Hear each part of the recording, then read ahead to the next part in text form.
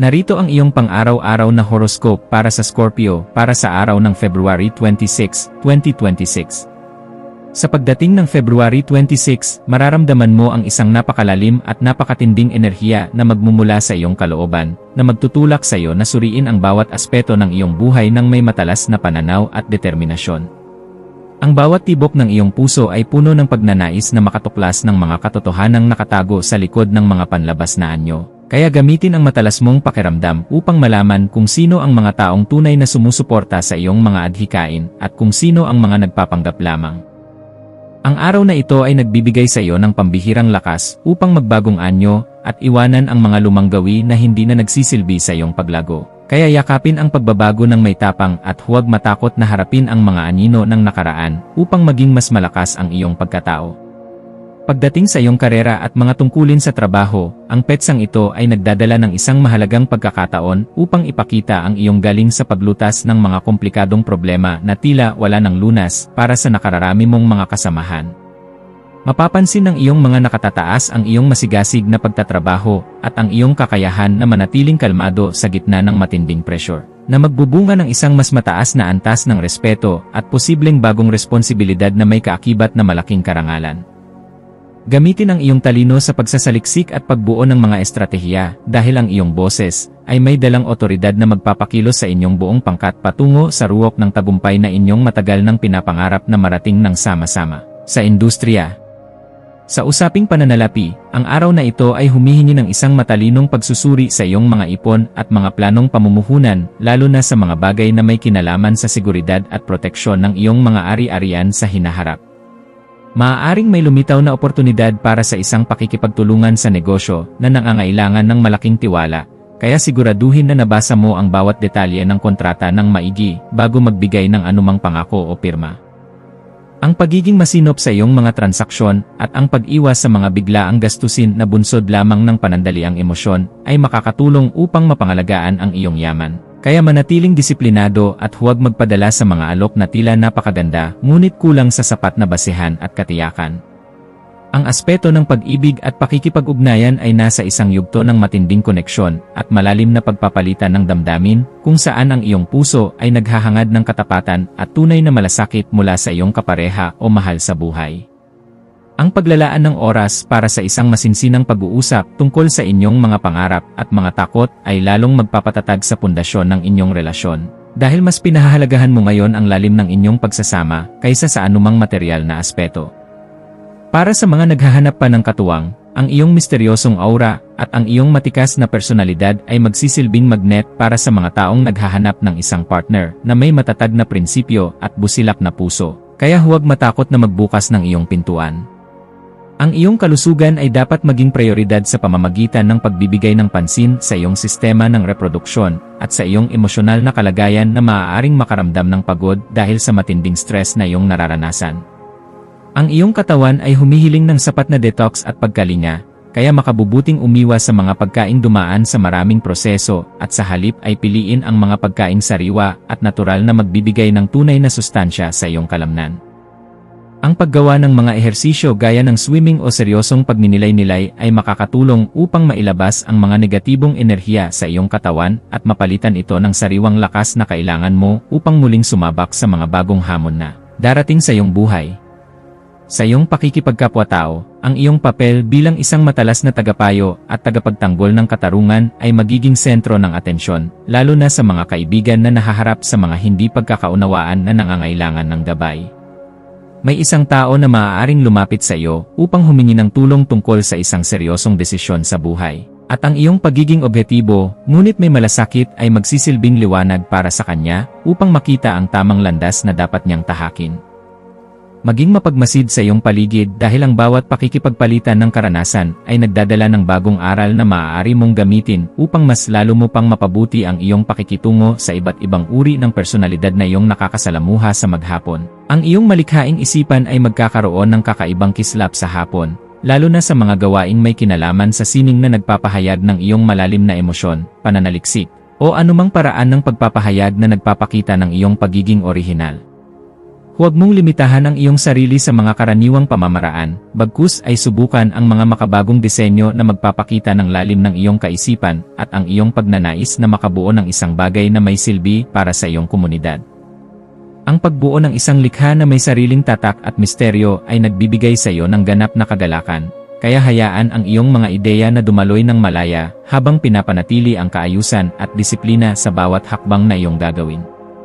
Para sa pamilya, asahan ang isang kaganapan sa loob ng tahanan na mangangailangan ng iyong katatagan bilang tagapangalaga ng mga tradisyon at tagapagtanggol ng inyong dangal upang mapanatili ang harmonya at maiwasan ang anumang gulo.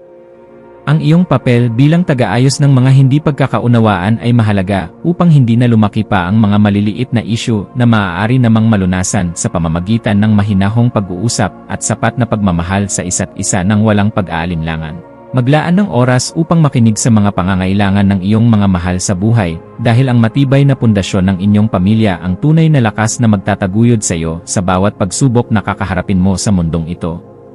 Ang iyong intuition ay magsisilbing isang matalas na kumpas sa pagpapasya tungkol sa isang bagong oportunidad na may kinalaman sa iyong personal na pag-unlad o ang pagpasok sa isang yugto ng pag-aaral na nangangailangan ng matinding focus. Kung may nararamdaman kang udyok na ayusin ang iyong schedule upang magkaroon ng mas maraming oras para sa pag-aaral ng mga bagong kasanayan, gawin ito ngayon dahil ang daloy ng positibong enerhiya ay pabor sa mga hakbang. Ang iyong panloob na boses ay malakas na nagpapaalala na handa ka na para sa isang mas mataas na antas ng kaganapan, kaya pakinggan ito at huwag hayaang ang mga pag-aalinlangan ng ibang tao ang humadlang sa iyong pag-asenso. Sa aspeto ng edukasyon at pagkuha ng karunungan, ang iyong isipan ay magiging kasing talas ng isang kidlat na handang sumipsip ng lahat ng impormasyon na magpapayaman sa iyong kakayahan sa iyong propesyon o hilig. Gamitin ang panahong ito upang magbasa ng mga aklat tungkol sa psikolohiya, sining ng investigasyon, o kasaysayan ng mga dakilang lihim dahil ang mga ito ay sadyang makakatulong sa pagpapalawak ng iyong pangunawa sa kalikasan ng mga tao. Ang bawat bagong kaalaman na iyong matututunan ay magsisilbing hiya sa iyong pagkatao. Kaya huwag kang titigil sa paghahanap ng katotohanan hanggang sa marating mo ang ganap na kalinawan ng isip na matagal mo nang inaasam para sa iyong sarili. Iwasan ang pagiging masyadong mapaghinala sa mga taong may mabuting layunin sa iyo, dahil ang pagiging sarado ng iyong puso ay maaaring magdulot ng distansya sa pagitan mo at ng mga taong tunay na nagmamahal sa iyo. Ang tunay na lakas ay makikita sa kakayahang magtiwala muli pagkatapos ng isang kabiguan. Kaya maging bukas sa mga mungkahi ng iyong mga kasamahan upang mas mapabuti pa ang iyong mga susunod na hakbang sa buhay. Maging mabait sa iyong sariling pagkatao gaya ng pagiging maalaga mo sa iyong mga pangarap at makikita mo na ang iyong landas patungo sa tagumpay ay mas magiging magaan at puno ng kagalakan sa bawat hakbang na iyong gagawin. Ang iyong espiritual na aspeto ay nangangailangan din ng pagkalinga sa pamamagitan ng paghahanap ng sandali ng katahimikan upang muling makakonekta sa iyong banal na gabay na nagbibigay ng direksyon sa iyong mga plano sa hinaharap. Ang pagninilay-nilay tungkol sa iyong mga tunay na layunin ay magbibigay sa iyo ng sagot kung bakit kailangan mong dumaan sa mga ganitong pagsusuri upang mas lalo mo pang mapalakas ang iyong kalooban at pananalig sa kabutihan. Ang pagpapasalamat sa bawat biyaya, maliit man o malaki, na iyong natatanggap ay magbubukas ng pinto para sa mas marami pang milagro. Kaya panatilihin ang iyong integridad at ang iyong pagiging mapagkumbaba sa lahat ng oras at pagkakataon na iyong kakaharapin. Maging mapagmasid sa mga legal na dokumento o mga kontratang iyong pipirmahan ngayong hapon, at siguraduhin na nabasa mo ang bawat detalye ng maigi upang maiwasan ang anumang aberya sa iyong mga transaksyon sa hinaharap na panahon. Ang paghingi ng payo sa mga taong may sapat na karanasan o sa mga eksperto sa batas ay isang matalinong hakbang na dapat mong gawin upang maprotektahan ang iyong mga interes at ang iyong pinaghirapan sa loob ng mahabang panahon. Ang pag-iingat sa ganitong mga usapin ay magbibigay sa iyo ng kapanatagan na ang iyong mga hakbang ay nasa loob ng katuwiran at hindi ka malalagay sa alanganin dahil lamang sa kakulangan sa pagsusuri ng mga papel. Sa pagdating ng gabi, maglaan ng oras upang ayusin ang iyong kapaligiran at ang iyong isip sa pamamagitan ng pagninilay sa mga nagawa mo sa buong araw upang magkaroon ng mas mahimbing na pagtulog at sapat na pagpapahinga. Ang kaayusan sa labas ay refleksyon ng kaayusan sa loob, kaya ang pagliligpit ng iyong mga kagamitan at ang paglilinis ng iyong espasyo ay makakatulong upang maalis ang mga kalat sa iyong isipan na dulot ng sobrang pag-isip. Ang pagpapasalamat sa bawat tagumpay na iyong nakamit sa araw na ito ay magpapanatili sa iyong positibong disposisyon. na siyang magsisilbing magnet para sa mas magagandang balita na darating sa iyong pintuan bukas at sa mga susunod na araw na darating.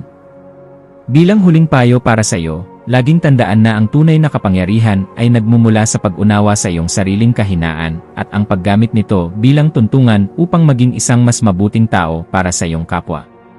Manatiling nakatutok sa iyong sariling landas habang nagpapakita ng malasakit sa mga taong nasa paligid mo, dahil ang bawat tulong na ibinibigay mo ay babalik sa iyo ng siksik at nag-umapaw sa tamang panahon ng iyong buhay.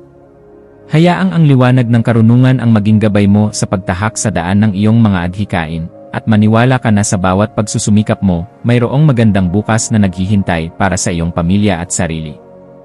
Ang iyong mga maswerteng numero para sa araw na ito ay 8, 17, at 26.